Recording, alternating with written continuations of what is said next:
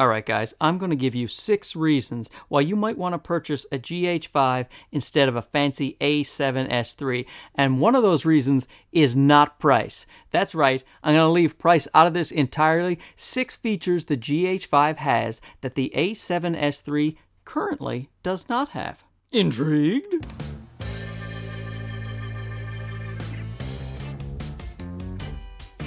These reasons are legit, this video is legit, so let's just get into it, MC Hammer. Number 1, scopes. The GH5 has built-in vector scope and waveform. That's right, you can monitor a waveform and a vector scope right from the screen on your GH5. So you can make sure you get your skin tones dialed in just right, and you can set your exposure. So no matter what situation you're in, you can just take the old GH5, look at your scopes, which is fantastic for color correcting. It's fantastic for getting the right image out of your camera. Now the A7S III, if you want to get scopes, surprisingly, they don't have them built in. Even though it's a very video-centric camera, you'll have to buy an external monitor or an external recorder to really see those scopes. So it's such a great advantage for the GH5 to have them built in because you can just take the camera and you know in any situation you are covered. Fantastic. Number 2, native support for anamorphic. That's right, you can actually dial in an anamorphic setting on your GH5 and use anamorphic lenses natively, which is great. So the SLR Magic, they make relative to anamorphic lenses, which are very expensive. SLR Magic makes some that are somewhat affordable, and they come in a micro 4/3 mount. You can put that right on with a 2x squeeze, and you can even get a setting that will de-squeeze the footage so you can see it properly on your actual on the back of your screen here. And there's also those new Siri lenses that people are reviewing. Now those are a 1.33 times squeeze, so you don't want to use the anamorphic setting in the GH5 for those specific lenses. Just use it on regular movie mode because the anamorphic setting is set up for the 2x squeeze as far as I know. Now you'll still be able to use those Siri lenses, just don't actually use the anamorphic setting. Now speaking of those Siri lenses, you might think, yeah, Mark, they have a Sony E-mount for those lenses. Yes, they do. But they also tell you you need to use the APS-C crop mode. And as you know, the A7S III only has 12 megapixels, which means if you go to APS-C crop mode, you're actually going to go down to 1080, or you're going to have to use clear image zoom. Now the clear image zoom, maybe that'll be good enough for you, but I know you will lose resolution. Now I think you can buy full frame anamorphic lenses at some point, but I think you're talking about the tens of thousands of dollars for each lens. So if you're talking about doing anamorphic on a budget, the GH5 might be your best option. Oh, hi there. Editor Mark Bennett here, and I just want to say that not only can you do anamorphic on the GH5, thanks to an update, you can now do anamorphic 6K. That's right, 6K. Now you get 200 megabits per second, so that is less than the 400 megabits per second you can get with the 4K, but 6K on anamorphic. Again, remember to use a lens with a 2x squeeze so that you can take advantage of that 6K possibility. Number 3. 4K live cropping. The GH5 has this cool little feature where you can just crop in on your 4K sensor. It takes it down to 1080, but if you want to do pans and things like that, if you're doing product reviews, which I like to do, and I'm very good at it, you can get a little pan that goes across, and you don't have to buy a slider, and you don't have to do it in post. You can do it in post, of course. You can take a 4K image, and if you go down to 1080, you can crop and zoom all kinds of places if you want, but it is work, and I like knowing I have the shot in place. Like, you know, I'm doing a little microphone review, and then I can see in the camera that I'm going to slide from this side of the microphone to that side of the microphone, and then I have it, and I'm good to go. Oh, and it's also, you can not just pan, you can also zoom. You can change the size of the little boxes so you can pan and zoom at the same time, which is really cool. I like having that. I think it's very convenient. That way I don't have to do a bunch of work in post.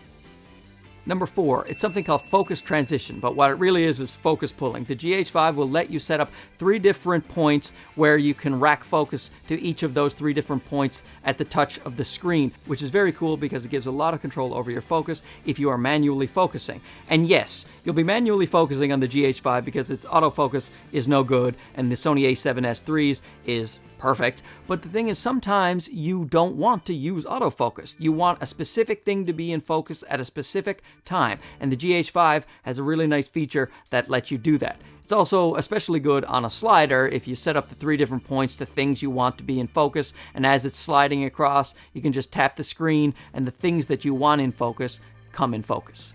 Number 5. Shutter angle. The GH5 actually lets you dial in your specific shutter angle, so I like to use 180 degrees because then I always know that my shutter is going to be double my frame rate. Generally, when you're shooting video, you always want to double your frame rate, so if you're shooting at 24 frames per second, you want your shutter to be 1/48 or 1/50 is usually the best you can do when you dial it in a camera. So the GH5, you always know that your shutter is going to be double your frame rate when you do 180 degrees. That's very convenient if you want to switch between 24 frames per second, 60, 120, back and forth. You always know you don't have to fool around with the shutter. It's set. And it's more than a convenience. It actually saved me a couple times. A comedy club, I'm a stand-up comedian in my real life, and at one of the comedy clubs, the guy who owns it, he's super cheap. So he bought the cheapest LED bulbs he could find, and they flicker like crazy no matter what you set your shutter at. But on the GH5, I was able to dial it in, I think, to 178 or 179, and that stopped the flickering. That is the only thing that could stop the flickering of these damn lights, and if it wasn't for that, I would have lost the entire night's shoot. Hi, me again. I just want to add that not only can you set it to shutter angle, but you can also, if you're used to using gain, if you're a cinematographer who likes to use gain, you can set the camera to dB so that your ISO is now valued in gain. Another thing that is on this thing that's on cinema cameras, but not on most mirrorless or DSLRs. That one's really like a 2-for-1, so I'll just consider it 1 point, really. But it's 2. Now let's see if I forget anything else that editor Mark Bennett has to fix. Number 6. By the way, this is not the end of the video. I just did that TubeBuddy thing, and they said if I said 6 reasons as opposed to 7 reasons that I would get more clicks. Let's see if they're right. Number 6 is you are able to load LUTs onto this. So if you like to shoot log, which I do, I like to shoot vlog on this thing, and I also use a LUT, the Paul Leeming corrective LUT, and I can load that right onto my footage, and instead of seeing a super flat, misty looking screen, I can see how my footage is actually going to look when I start color grading it, which is very helpful. Now, I believe the Sony A7S III has a log assist, but it's not your specific LUT that you'll be using. You can't just load on whatever LUT you'd like to load on, whereas I like to do that. And sometimes I'll switch between the Leeming LUT or the Buttery LUT or the GH Alex LUT, and I have that ability with the GH5. Now, the bonus advantage, which is a big one, is the Panasonic App. This thing is absolutely fantastic. I know the Sony app is crap because I have a Sony A7 III and it's very difficult to use. The Panasonic app, on the other hand, here, I got it right here. See this? See if I can get in focus. Focus A7 III.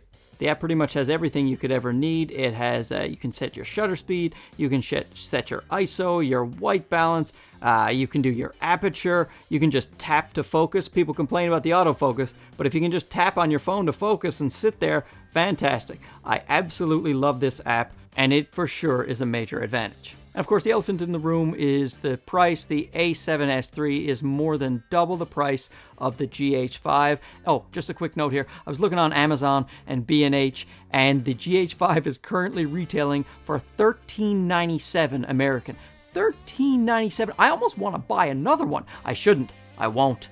I might. And the lenses for the A7S III are also more expensive than the lenses for the GH5, for the most part, anyway. This here is a Sigma f1.4, so in full frame terms, that's a 2.8. So I get a nice shallow depth of field on this fast glass, and this lens cost me $500 Canadian, which is what, American? $350? $400? Crazy. It's also 16mm, so in full frame equivalent, that's 32mm. So the idea that you could get anything close to this, the A7S III with a 35mm f2.8 is going to cost you a whole lot more than this little setup right here. Now, don't get me wrong, I love Sony, and I want one of those A7S IIIs, and I'm going to buy one as soon as my wife is not looking. But the thing is, the GH5, it has things that I would miss that I don't want to give up. I see a lot of people switching to the A7S III who had the GH5, and you can tell they're like, where's that thing I used to use? It doesn't have it. Of course, the A7S III has plenty of advantages over the GH5. The 4K 120, being able to record externally raw, the better dynamic range, the full frameness. Yes, it's a magical camera from Marshmallow Santa, but I am just telling you, the GH5, man, this has some real good features, and it's pretty affordable. So because the camera's a few years older, you can get fantastic prices on this thing. Woo! So if you got anything out of this video, give it a thumbs up. Thanks for watching. See you again. Bye-bye! Now excuse me while I go shopping for anamorphic lenses.